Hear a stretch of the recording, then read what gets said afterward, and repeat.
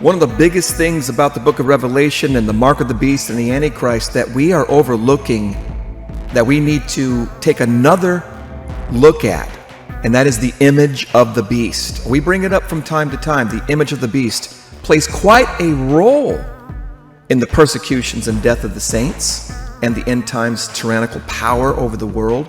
You'll be surprised to know that there's a beast and a false prophet, and they're cast into hell, but the image of the beast who does all this killing is not cast into hell. Why? Because this image of the beast is not a human.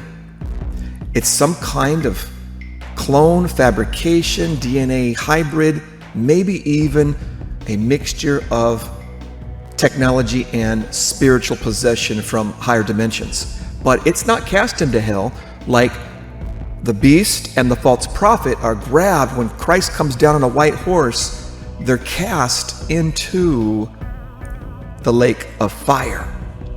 Satan is grabbed and cast into the bottomless pit, waiting to come back out. Oh yeah, he comes back out. But we're talking about the image of the beast here. Okay, check this out. The image of the beast is first mentioned in Revelation 13, right? Where the second beast makes an image of the first beast. Now keep in mind, the second beast is doing the same powers as the first beast. The second beast is pushing a mark. That means the first beast was pushing a mark. They're all pushing a mark. All right, so anyway, the second beast creates this image of the first beast. Now look at this image. This image comes alive. Look at this. Power to give life to the image of the beast, that he may kill people. Now the image is going to kill people. Now this third angel in the next chapter, Revelation 14, warns people. We keep thinking that he's warning people about the mark, and he is. But we tend to overlook quickly that if any man, the angel says, if any man worships the beast and his image, here's the image again, right? And receives his mark. Whose mark? The Antichrist mark. The mark of both beasts, the mark of the image of the beast, the mark of the beast kingdom, the mark of the beast empire. It's all one mark for the kingdom of the devil, Satan, Lucifer. Anyway, this angel's warning about an image. Look at this. An image of the beast, right? Let's go down a little more. He talks more about this. The smoke of their torment ascends up forever. Whoever worships the beast and his image. Now don't forget, this image can kill people, right? It wants you to worship it, Revelation 13. And now we see people after the resurrection rapture standing on a sea of glass being judged in the fire of their judgment. That's what we're going to go through at the Bema seat of Christ. 1 Corinthians chapter 3 talks about going through a fiery judgment. And a sea of glass often represents people, and they're mingled with fire here, and that's the judgment, Bema seat. They're saved, no doubt about it, but that's the Bema seat judgment for the righteous. Okay, they got victory over who? The beast, and who? His image, and the mark again, right? And over the number of his name. Well, we did a study that the number, the name are all tied to the mark. I used to not think that, but it's true. Okay, let's continue about the image of the beast. All right, Revelation 16.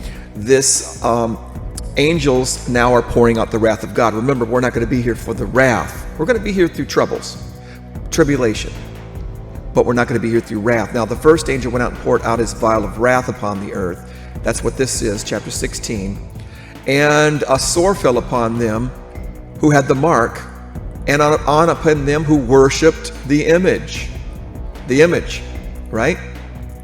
And here Christ is coming back, and it says right here in Revelation 19, the beast was taken, and the false prophet who worked miracles, and them which deceived people, who had the mark, and them that worshipped the image, they were cast alive into the lake of fire, which is talking about the false prophet and the beast, the man. Both of these are beasts, but one's a religious leader, so you'll see an interchangeable term. The second beast is the false prophet.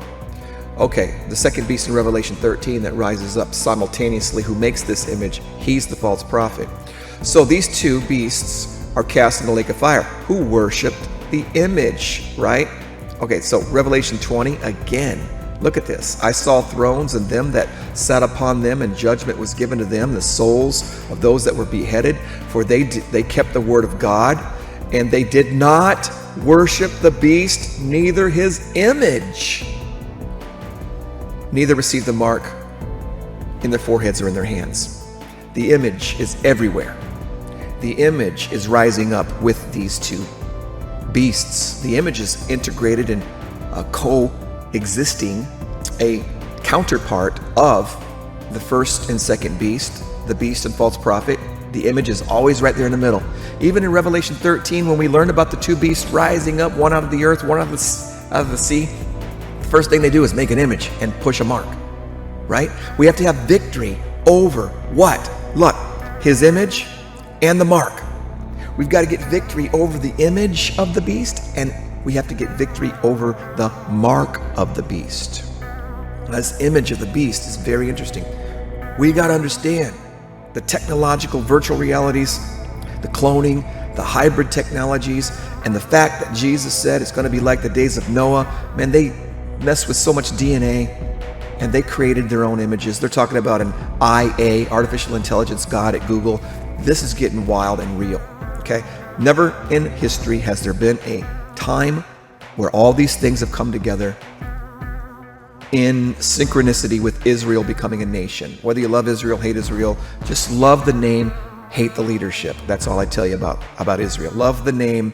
God's doing a mighty thing through that nation. Hate the leadership, the evil that's going on in the sinful nature of the leaders. We'll probably talk more about this in our live stream this weekend. Subscribe, click the bell, go to my website if you can't see videos over here. If you don't know where I'm at, hey, where's he been? Where's he uploading? Haven't seen. Go to my website, wearthelastgeneration.com. I got backup YouTube channels. We live stream every weekend at a different channel. So you can click the link and join us at those times. Watch, text, meet us, people all around the world, and I'll see you guys there. Don't forget, the image of the beast is rising up now with the two beasts in Revelation 13. The image is created right there, right along with them.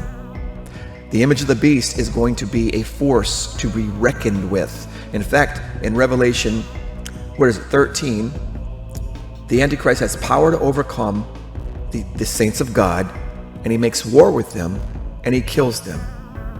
I've got full confidence that that's going to involve the image of the beast, even though literally he's not mentioned until later in the chapter. These things are all simultaneously happening.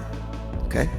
When the Antichrist goes for 42 months to come after the saints, the image is going to be already created, the mark's already going to be pushed, and all that's going to be in effect, and it's all going to be in your face.